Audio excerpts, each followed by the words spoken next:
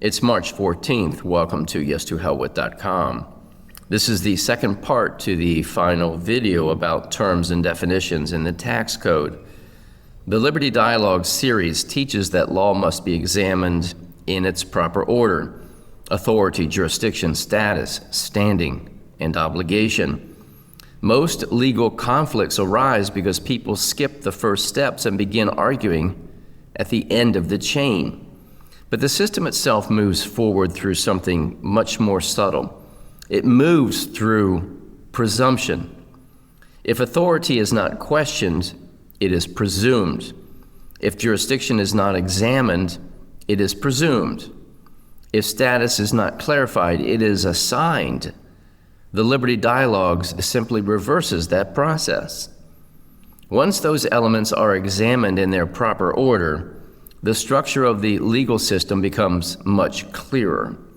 And once you understand that structure, you begin to see that many of the conflicts people experience with government authority are not questions of defiance.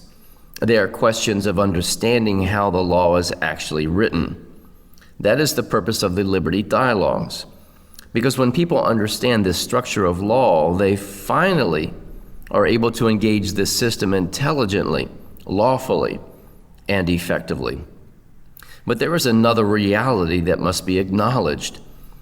Even though the Supreme Court has repeatedly held that tax statutes must be strictly construed and limited to the language and intent of Congress, the federal income tax laws themselves are written in a way that is extraordinarily complex and difficult for ordinary citizens to understand.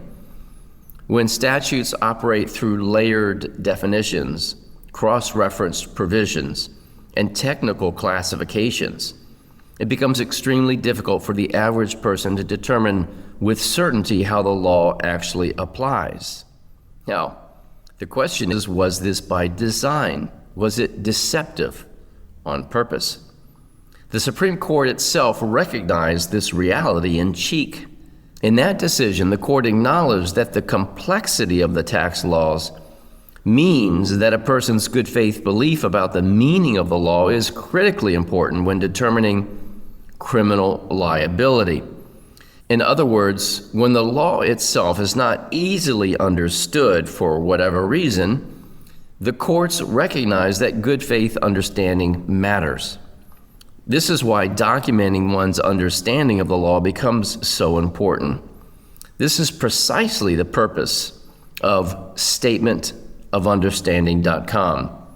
The statement of understanding process allows us to carefully study the law, examine the statutory definitions, review the constitutional limitations, and then document good faith understanding of how the law operates. This is not an act of defiance. It is an act of diligence. Because when citizens take the time to study the law and document their understanding in good faith, they create a record that demonstrates honesty, transparency, and intellectual integrity. And in a legal system where intent and good faith can determine the outcome of a case and whether one goes to prison, that record can become extraordinarily important. The Liberty Dialogues provides the framework. The statement of understanding documents the good faith conclusions that arise from that study.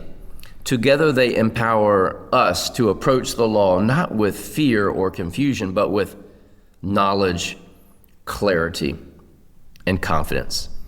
Every American, every household across this country should have the SOU for You package with the Liberty Dialogues, and you should have the Statement of Understanding at statementofunderstanding.com. Protect yourself, become informed. Don't rely upon the gurus that charge thousands of dollars an hour for their services. Replace them. Replace your lawyers who will not even know the law, much less tell you if they did know it. We need to be prepared, and we have to rely upon ourselves to do that. And as always, may truth reign supreme.